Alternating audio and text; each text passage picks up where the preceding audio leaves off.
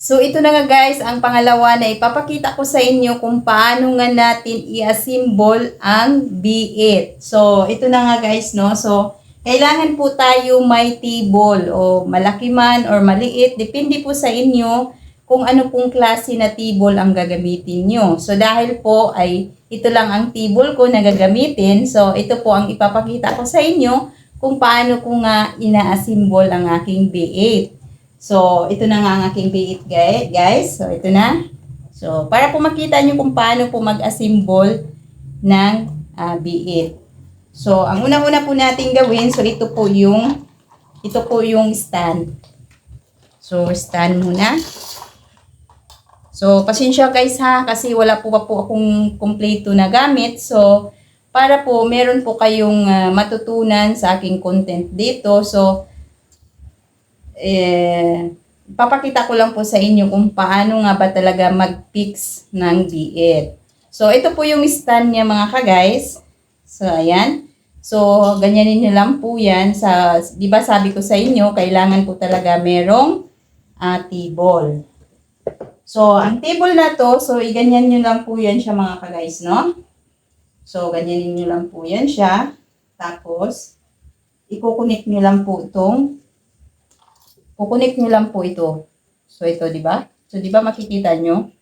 So, luwagan nyo lang po yan. So, ito, luwagan nyo lang po ito. Kasi nakasarado siya. So, ikot-ikot nyo lang po yan. So, hanggang bumaba po siya. So, ayan. So, ito siya mga ka-guys. Ito siya, ito. Kailangan mo to siyang ipasok. Pasok dito, no? Pasok. So, ayan. So, nalagay na. So, pag once na pinasok mo na yan dyan siya mga ka-guys, so hanapin natin yung twerka. So, ito po yung twerka. So, twerka, ano bang ano nito? So, itong twerka, ilalagay lang po dito, no? Para mag-sarado po siya. Ayan. Tipitan nyo lang. Tipitan nyo lang para hindi siya ano. Yun. So, ito, ang kung gaano-gaano yung cable nyo. So, syempre, ikot-ikot nyo lang yan siya guys, para po siya bumaba. So, yan. So, ikot muna natin. Papakita ko sa inyo lahat guys kung paano talaga mag-assemble ng B8 para po sa mga live streaming. So, kung kayo man ay nagla-live o nagre-recording, so, ganyan lang po ang gagawin nyo. So, una-una, i-assemble muna nyo. So, para po to sa mga live streaming or nagre-record ng inyong mga content o kung ano-ano. So, dito sa may dito, so, ilagay nyo lang po yan at iikot nyo lang ng iikot para po siya mag-close.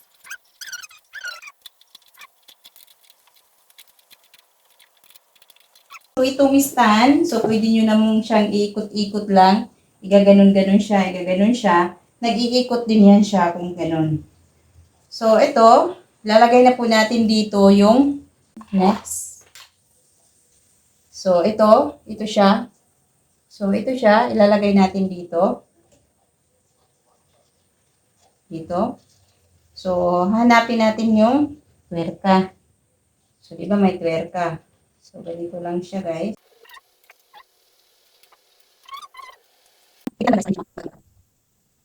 So, ayan na siya. So, dito, guys, ilalagay na dito yung microphone.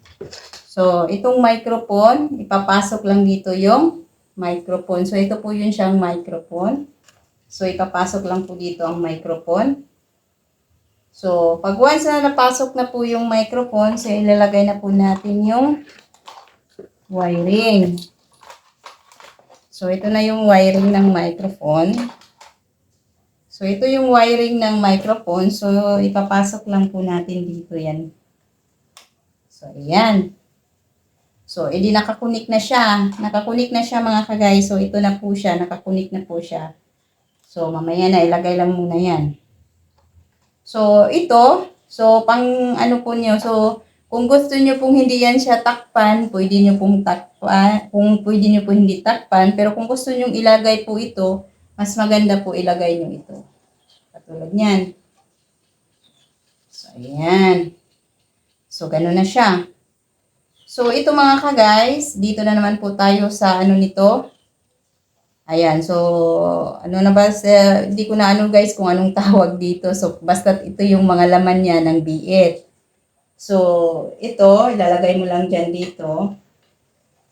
Depende sa'yo kung saan mo ilalagay ha. So, luwagan nyo lang. Ganun pa rin ang process niya guys. Luwagan nyo lang po yung ano niya, tuwerka.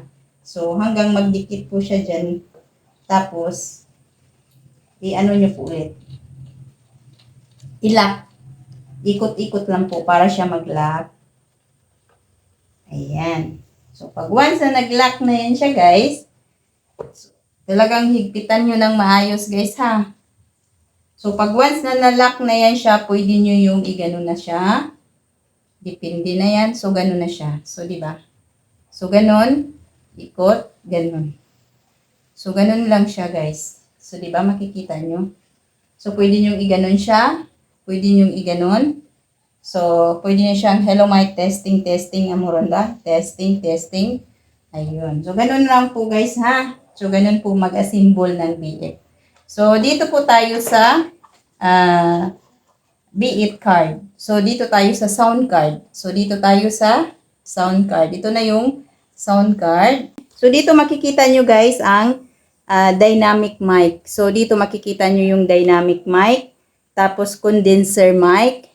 So, headset, earphone speaker, charging, company and instrument, live 2, at saka live 1.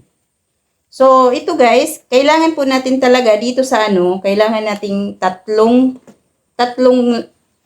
wiring. So, una-una, ang ilalagay natin is kumuha po tayo ng isang pang live, wire na pang live. So ito. So, dito tayo sa pang wire na live. So, ito po yung pang wire na live. So, isasaksak nyo lang po dito sa live 1. So, ganito na siya. Ganito na siya, guys. So, sinaksak nyo na sa live 1. So, pagkatapos, ito na naman po, dito tayo sa company instrument. So, kung gusto nyong ang live streaming nyo, meron po siyang music or magre-record po kayo. So, kailangan nyo po itong ilagay. Saksak nyo po dito sa company instrument. So, dito po natin isasaksak. Ayan. So, nakasaksak na po siya. So, itong isang wire po siya mga ka-guys. So, makikita nyo po yan dyan kung lubat na po ang inyong Be-it card, sound card. So, ito po yung wiring niya sa pangsaksak. So, kailangan tong Be-it card guys, bago kayo mag-live streaming, kailangan po itong naka-full charge. Kasi pag once na hindi po ito naka-full charge, syempre, hindi po maganda yung live streaming nyo at syempre mamamatay po itong yung Be-it card na to. So, kailangan pag nag-start po kayong mag-live streaming, kailangan po itong naka-full charge para maganda po yung tunog ng Be-it. So, pagkatapos yan guys, kailangan nyo na pong i-connect yung headset. Kung meron po kayong headset na mas malaki, so mas maganda. So, dito po nyo i-connect sa earphone speaker, yung malaking headset. Pero kung headset lang ang gagamitin nyo, na gamit nyo pang cellphone, so katulad nito, so katulad sa ginagamit yung pang cellphone, so dito nyo po ilalagay sa headset. So itong headset, dito nyo po ilalagay sa headset. So ayan, kompleto na po mga ka-guys. So dito guys, ito na yung microphone, no? So dito na po isasaksak natin sa condenser mic. So dito na po natin siya saksak sa condenser mic. So, tabid na siya. So, ganun na siya. Ayan. So, sa isang cellphone, so, kung magpapamusic kayo, ilalagay nyo dito. Ayun, nakasaksak. So, itong isa, ilalagay na natin sa live streaming, guys. Ayun, so, or magre-record kayo. So, ito na nga, guys, no? So, testing na natin. So, ito na itong boses, no? So, itong power, so, pinindot ko na po itong power. So, itong power, so, nagkukulay na siya, di ba? Nakikita nyo, nagkukulay na siya. So, itong mic, so, nakalagay dito ang mic. So, pindutin lang, iikot nyo lang po yung mic. So, echo. So, meron pong nakasulat dyan, meron pong echo. So, depende po sa inyo kung anong kalakas o anong volume, no? So, ayan. So, itong terrible, so, yan, mababasa nyo. Terrible, may bass, may record, may music, may monitor. So, depende po yan sa inyo guys ha. So, So, kung gusto magpatugtog po kayo, so i-on nyo lang po itong music, tapos itong monitor. So, sa monitor po, depende po sa inyo. So, ayan, napakalakas po ang monitor. So, gusto nyong pahinaan po, pwede nyo pong pahinaan ang monitor para po hindi masyadong maingay sa labas. So, ito maraming pagpipilian dyan. May mga electro, so, pitch brain. So, maraming pagpipilian. Meron pong laugh. So, dito meron po siyang clap. Meron po siyang key. Meron po siyang kiss. Meron po siyang song. So, meron po siyang song.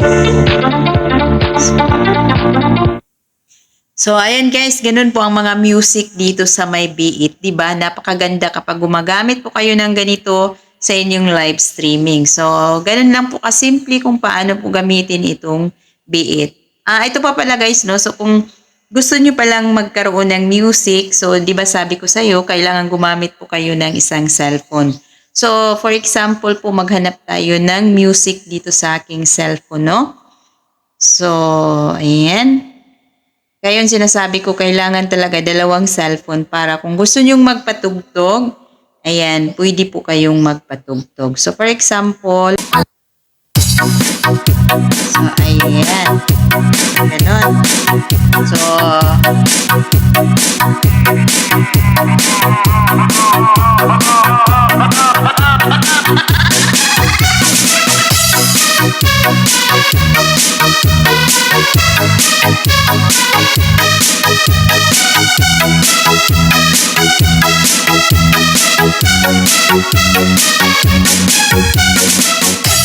so, di ba?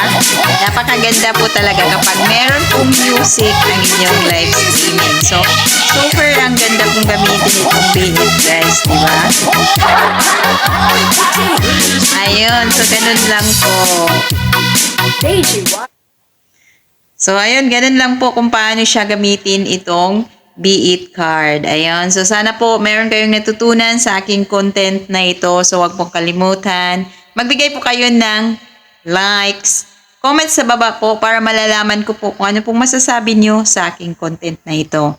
So, hanggang dito na lang po ang aking content. Maraming salamat po. Have a nice day and God bless.